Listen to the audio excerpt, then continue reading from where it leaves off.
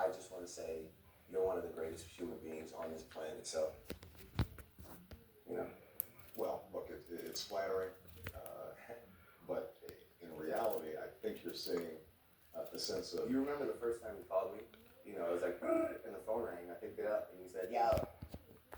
I was like, hello.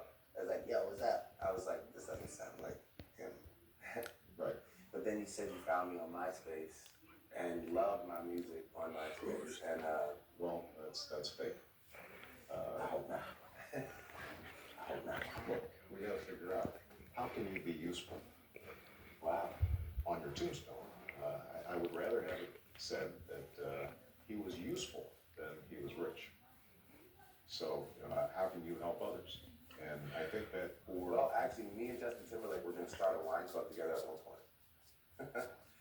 But we didn't really know how to put it together, what was going on, who was involved. Look, can I give you some frameworks for thinking about our problems? Mm-hmm. First of all, there's so much conflict in our democracy. There are barriers that exist for women in the corridors of power. Man, I could never not see the value in a woman.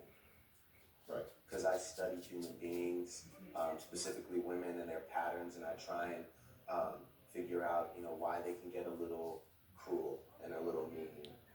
All right, let's take a time out. Let's figure out how we can move on.